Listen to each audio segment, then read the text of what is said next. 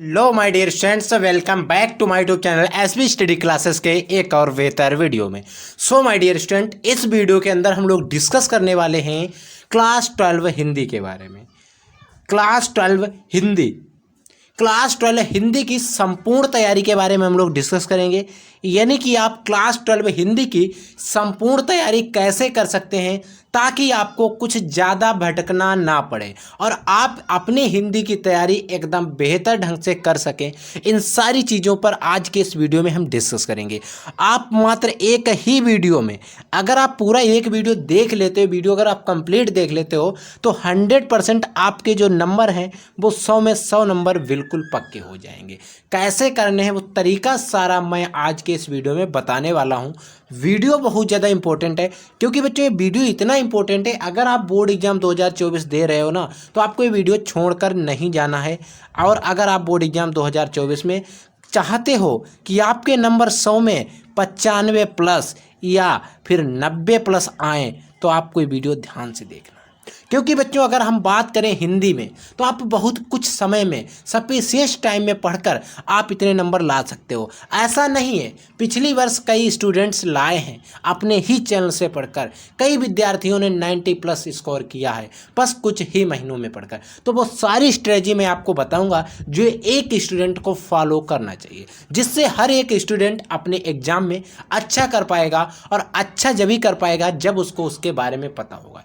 ऐसा नहीं, देखिए हर एक टॉपिक रटना नहीं है, कुछ आपको समझना भी है। एग्जाम जो है अगर हर इंसान रट के पास हो जाता ना तो सब पास हो जाते, कोई फेल नहीं होता। फेल भी होते हैं, बस आपको रटना नहीं। यहाँ पर आपको मैं जो चीज़ समझाता हूँ ना वो तरीका अपनाओ, इस तरीके से तैयारी करो जो मैं आज आपको तरीका बताने वाला हूँ और आपको 100% सफलता मिलेगी। 100% आपका पेपर अच्छा हो जाएगा। चाहे आप किसी भी इस वीडियो को देखने के बाद सिंपल पेपर को हल करना ना तो आपको उसमें से ही फंसेगा। मैं 100% गारंटेड कह सकता हूँ, मेरी एक्सपीरियंस है, जो भी हमारा आज तक का तजुर्बा है मैं बता रहा हूँ। तो आइए हम एक एक टॉपिक को बिल्कुल ध्यान से, बिल्कुल जीरो से और हीरो तक मैं आपको समझाना का प्रयास कर रहा हूँ। तो आइए एक एक टॉपिक को हम डिस्कस कर लेते हैं। तो आइए बच्चों हम बात करते हैं। देखिए हिंदी जो होता है, हिंदी का पेपर आपको भी पता है कितने नंबर का आता है बच्चों, 100 नंबर का आता है, यानी कि 100 नंबर का आता है। ठीक है, उसमें जो गद्यांश हमारा आता है, जो पहला होता है गद्यांश का टॉपिक। ये जो गद्यांश आते हैं वो आते हैं 10 नंबर के। कितने नंबर के आते हैं बच्चों? 10 नंबर के आते हैं। इन 10 नंबर में आते हैं और इनमें प्रत्येक क्वेश्चन 2 नंबर का होता है। 5 क्वेश्चन इसमें पूछे जाते हैं, 5 क्वेश्चन इसमें पूछे जाते हैं और 2 नंबर का प्रत्येक क्वेश्चन रहता है। ठीक है, यानी कि अगर हम बात करते हैं गद्यांश की तो ये आता है हमारा 10 नंबर का और प्रत्येक क्वेश्चन रहता है 2 नंबर का, यानी कि इससे हमारा 10 नंबर का आता है। ठीक है, अब हमें किस किस चैप्टर को पढ़ लेना है ताकि हमारे जो भी गद्यांश आए हम हल कर सकें। तो बच्चों आपको 3 गद्यांश, 3 चैप्टर आपको पढ़ने हैं। इन्हीं चैप्टर को अगर आप पढ़ लेते हो ध्यान से तो आपके गद्यांश हल हो जाएंगे। पहला चैप्टर हमारा है राष्ट्र का स्वरूप, दूसरा है अशोक के फूल, तीसरा है हमारा आदर्श। देखिए राष्ट्र का स्वरूप जो है चैप्टर, ये किसने लिखा है? देखिए राष्ट्र का स्वरूप जो एक चैप्टर है ये हमारा लिखा है वासुदेव शरण अग्रवाल ने। किसने लिखा है बच्चों?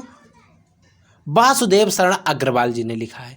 और जो अशोक का फूल है, अशोक का फूल जो है इसको लिखा है डॉक्टर हजारी प्रसाद द्विवेदी ने।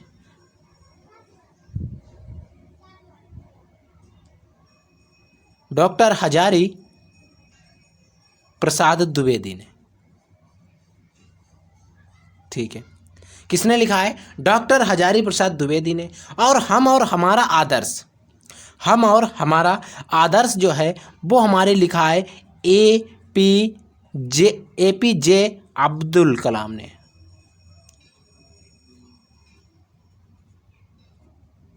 किसने लिखा है बच्चों? APJ अब्दुल कलाम ने। क्योंकि ये बच्चों नाम पूछता है एग्जामिनर जब इनके क्वेश्चन दिए जाते हैं। कैसे क्वेश्चन आते हैं इन सारी चीज़ों को मैं पहले भी आपको बता चुका हूँ और बता भी दूंगा आगे के नेक्स्ट वीडियो में। ठीक है, फिर बच्चों बात करते हैं कुछ रचनाएं आती हैं। तो 5 रचनाएं जो हमारी आती हैं वो गद्य खंड से आती हैं, जो शुरू में यानी कि फर्स्ट नंबर में क्वेश्चन पूछे जाते हैं। अब ये रचनाएं, आप कहेंगे सर ये रचनाएं आती कहाँ से हैं? तो बच्चों कुछ तो रचनाएं जो होती हैं आपकी बुक से ही आ जाती हैं, कुछ 1 से 2 या 3 1-2 रचनाएं जो होती हैं वो अदर भी आ जाती हैं, मतलब सिलेबस की होती हैं, बुक में नहीं दी होती हैं। हर एक पब्लिकेशन में कुछ अलग दिया है ना, लेकिन टोटल रचनाएं किसी लेखक की नहीं दी तो पूछ ली जाती हैं। तो इन सभी टॉपिक को मैं पहले डिस्कस कर चुका हूँ और आगे भी डिस्कस करूँगा, बस आपको हमारे साथ बने रहना, ठीक है। तो ये चीज़ समझ में आ गई। अब बात आती है जीवन परिचय की। सबसे ज़्यादा टेंशन वाला सब्जेक्ट स्टूडेंट्स के यही रहता है, क्योंकि 3 गद्यांश जीवन परिचय जो होते हैं वो गद्यांश से आते हैं, उनमें से कोई एक लिखना होता है और 3 ही हमारे पद्यांश से आते हैं। लेकिन ये जीवन परिचय आते कितने नंबर के? तो बच्चों प्रत्येक जीवन परिचय जो होता है 5 नंबर का होता है, ठीक है। तो आपको गद्यांश में सिर्फ 3 जीवन परिचय याद रख लेना है, हजारी प्रसाद द्विवेदी जी का, प्रोफेसर जी सुंदर रेड्डी का और एपीजे अब्दुल कलाम का। बस आपको 3 जीवन परिचय तैयार कर लेना है, इन्हीं 3 से आपको फंस जाएगा, ठीक है। तो ये बात थी हमारी गद्यांश पाठक की। फिर अब हम बात करते हैं पद्यांश की, क्योंकि हमारा पद्यांश भी है, ठीक है। पद्यांश की अगर हम बात करें तो पद्यांश भी हमारे बोर्ड एग्जाम में आता है और ये पद्यांश भी हमारा कितने नंबर का आता है? 10 नंबर का। प्रत्येक क्वेश्चन 2 नंबर का होता है, 5 क्वेश्चन हमसे पूछे जाते हैं, ठीक है। इसमें आपको 4 चैप्टर जो मैंने आपको बताए पढ़ना है। इनमें पहला चैप्टर में दिया गया है हिरोशिमा, दूसरा दिया गया पवन दूतिका, तीसरा है नौका विहार और एक है अभिनव मनुष्य। ये 4 चैप्टर जो आपको हैं पढ़ने पड़ेंगे। इन्हीं 4 चैप्टर से आपको कोई एक पद्यांश फंस जाएगा। अब पद्यांश कैसे हल करना है इन सारी चीज़ों को भी हम डिस्कस करेंगे, ठीक है। अब देखिए हिरोशिमा जो है ये किसका है? मैंने आपको बताया था, इससे पहले भी कई बार बता चुका हूँ कि जो हिरोशिमा हो गया, पवन दूतिका हो गया, ये जो महत्वपूर्ण है इनके लेखक का नाम मैं पहले बता चुका हूँ कई बार, ठीक है। तो लेकिन अगर हम बात करें हिरोशिमा, ठीक है, तो आपने पढ़ा होगा अज्ञे जी का नाम सुना है आपने? अज्ञे जी का नाम किसका? अज्ञे जी का नाम। इनका पूरा नाम होता है सच्चिदानंद हीरानंद बादशाह अज्ञे। तो हिरोशिमा जो लिखा है वो बच्चों अज्ञे जी ने लिखा है। फिर आती है पवन दूतिका। तो पवन दूतिका जो है अयोध्या सिंह उपाध्याय अरिहौद जी ने लिखा है। किसने लिखा है? अयोध्या सिंह उपाध्याय अरिहौद जी ने लिखा है। कौन?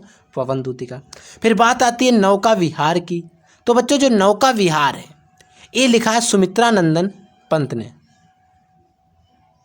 सुमित्रा नंदन जो थे, सुमित्रा नंदन बच्चों, नंदन पंत, किसने लिखा है? सुमित्रा नंदन पंत ने, ठीक है।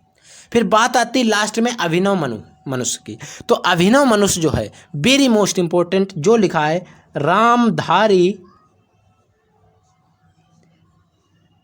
रामधारी सिंह दिनकर ने। किसने बच्चों? रामधारी सिंह दिनकर ने लिखा है, ठीक है, याद रखेंगे। और इन्हीं से आपको पद्यांश जो है वो फंस जाएंगे। फिर बात आती है पद्यांश में भी रचनाएं आती हैं, 5 रचनाएं इसकी भी आती हैं और 1-1 नंबर की प्रत्येक रचना होती है, ठीक है, 5 नंबर की आती है, ठीक है। तो अब हम बात करते हैं जीवन परिचय के, जो हमारे आते हैं पद्यांश के जीवन परिचय। तो इनमें आपको पद्यांश में भी 3 दिए होते हैं। अब 3 याद कर लेना। कौन सा? एक आपको याद रखना है जयशंकर प्रसाद, महादेवी वर्मा और सच्चिदानंद हीरानंद बादशाह अज्ञे जी। बस आपको 3 याद रख लेना, इन्हीं से 3 से फंस जाएगा, ठीक है। इतना समझ में आ गया। अब हम बात करते हैं हमारा जो संस्कृत का पोर्शन होता है उसकी, ठीक है। अगर हम बात करें संस्कृत की, तो संस्कृत में अगर आप 3 चैप्टर पढ़ लेते हो ध्यान से, 3 चैप्टर, अब इसमें हमारा क्या होगा? एक तो गद्यांश की तरह बड़ा आता है, किसकी? गद्यांश की तरह, और एक आता है पद्यांश की तरह, उसमें कुछ 2 से 3 लाइनों का एक श्लोक दिया होता है, उस श्लोक को हल करना होता है, ठीक है। कैसा बच्चों आता है? पद्यांश की तरह, ठीक है, उसको हल करना होता है, ठीक है। तो आप इनको कैसे हल करेंगे? देखिए अब फिर गद्यांश कितने नंबर का आता है, पद्यांश कितने नंबर का आता है, जो संस्कृत में आता है ना, इसमें आपको क्या करना होता है? गद्यांश में आपको संदर्भ सहित इसकी हिंदी व्याख्या भी लिखनी होती है और इसके लिए आपको 7 नंबर दिए जाते हैं, ठीक है। वही बात आती है पद्यांश की, तो इसमें भी आपको इसका संदर्भ व्याख्या लिखनी होती है और इसके लिए भी आपको 7 नंबर दिए जाते हैं, ठीक है। अब देखिए 3 चैप्टर हैं, आत्मज्ञ सर्वज्ञ, सुभाष रत्नानी और पंचशील सिद्धांता। अगर आप तीनों को तैयार कर लेते हो ना तो आप अच्छा कर लोगे। और ये 14 नंबर जो 7 और 7 जो 14 नंबर हैं ये आपके क्लियर हो जाएंगे, इन्हीं से आपको फंस जाएगा 100%, ठीक है बच्चों। तो इससे आगे देखिए क्या होता है।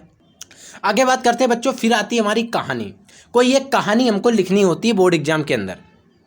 अब आपको कौन कौन सी कहानी तैयार कर लेनी, जो अब जो कहानी आती है बच्चों, ये हमारी बोर्ड एग्जाम जो होता है उसमें 5 नंबर की आती है। कितने नंबर की?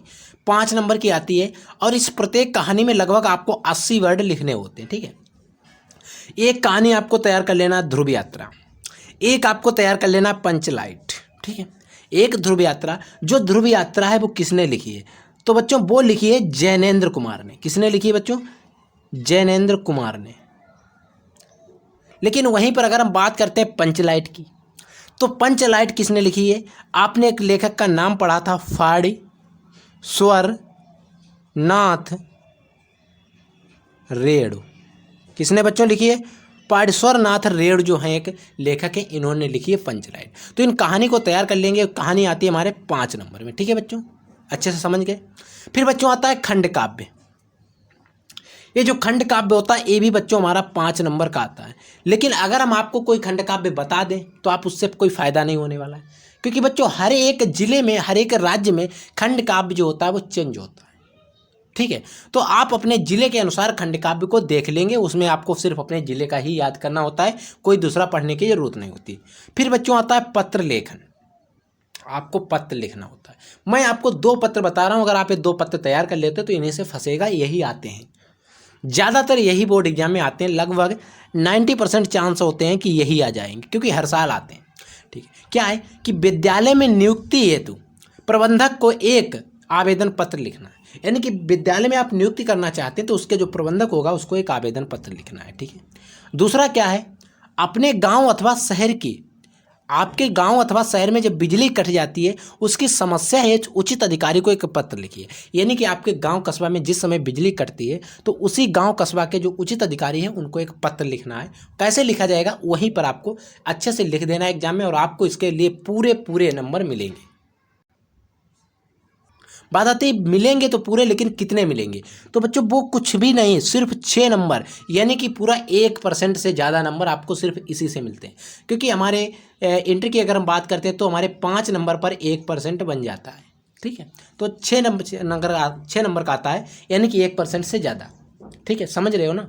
1% से ज़्यादा का आता है इससे क्वेश्चन, यानी कि अगर आप इस क्वेश्चन को हल करते हो ना तो 1% से ज़्यादा नंबर मिलेंगे, ठीक है। अब आता है बात में लास्ट हमारा चैप्टर, एक टॉपिक आता है जो है निबंध को लेकर, जो हमारे बोर्ड एग्जाम में आए दिन चर्चा में रहता है और निबंध हमसे पूछे भी जाते हैं, और ये टॉपिक हमारा 9 नंबर का आता है, ठीक है। आपको किन निबंध को तैयार कर लेना ताकि आपको अदर ना भटकना पड़े इधर उधर? आपको एक निबंध तैयार कर लेना, महंगाई की समस्या तथा कारण और निवारण, ठीक है। महंगाई की समस्या, कारण और निवारण, ठीक है। हमारा भारत में लोकतंत्र का भविष्य क्या होने वाला है, इसके बारे में। जलवायु परिवर्तन का मौसम का प्रभाव, जलवायु परिवर्तन हो रहा है उसी का मौसम पर क्या प्रभाव पड़ा है उसको। और एक बच्चों और लिख लीजिए यहाँ पर, जिसको हम कहेंगे जो हमारा सक्सेसफुली लैंड हुआ है चंद्रयान 3, जो हमारा सक्सेसफुली चंद्रमा पे लैंड कर चुका है, चंद्रयान 3 के बारे में भी आ सकता है निबंध। आप इसको भी तैयार करेंगे और इस पर आप स्टार भी लगा लेंगे, ठीक है बच्चों। फिर बात आती है व्याकरण की। फिर व्याकरण जो आती है आपको वेरी मोस्ट इंपॉर्टेंट होता है। व्याकरण में आपको जो भी टॉपिक हैं सारे पढ़ लेने हैं। कैसे पढ़ना, मैंने आपको व्याकरण पढ़ाई भी है और आगे भी पढ़ा दूंगा, कुछ इंपॉर्टेंट क्वेश्चन जो छूट रहे होंगे। और वैसे तो मैंने सारी व्याकरण पढ़ा चुके, आप चैनल पे जाके पढ़ सकते हो, चेक कर सकते हो। क्योंकि बच्चों व्याकरण को अगर आप तैयार कर लेते हो तो अच्छा खासा 18 से 20 नंबर हमारे व्याकरण से ही फंस जाते हैं। तो आपको अच्छे से तैयारी करने के लिए यही तरीका फॉलो करना है। जो मैंने आपको बताया सिर्फ इतना पढ़ना है, बाद बाकी बाहर कुछ नहीं पढ़ना है। आपको कोई बताता है कुछ नहीं पढ़ना है, इतने से ही मैं कहता हूँ आपको बोर्ड एग्जाम में 100% फंसेगा। चाहे आप अभी लिख कर रख लीजिए और चाहे आप किसी भी पेपर को मिला लीजिए, ठीक है बच्चों। तो आप लोगों को क्या करना है, सारे टॉपिक को तैयार कर लेना है, एक एक चीज़ को पढ़ते हुए जाना है, ताकि आपको बोर्ड एग्जाम में उस समय दिक्कत ना हो कि आप कहें कि हमने अभी कुछ नहीं पढ़ा। बस अभी से आप तैयारी स्टार्ट कर दीजिए। जब ही जागो बच्चों तभी सवेरा होता है। और जो बच्चे पहले से स्टार्ट कर चुके हैं उसके लिए बहुत बहुत धन्यवाद। और जिन्होंने अभी तक स्टार्ट नहीं किया ना, तो बच्चों जल्द ही तैयारी को स्टार्ट कर दो। बहुत कम समय बचा है, पता नहीं कब समय निकल जाएगा। अब आपके प्रैक्टिकल शुरू हो जाएंगे, हाफ ईयरली एग्जाम शुरू हो जाएंगे, आप कन्फ्यूज हो जाएंगे क्या करें क्या ना करें। तो उसमें 1 से 1.5 महीना वहाँ पर चला जाएगा। तो आपको तैयारी के लिए बहुत कम समय बचा है। तो आप अपने बोर्ड एग्जाम की प्रिपरेशन को स्टार्ट कर दीजिए, अभी से स्टार्ट करिए।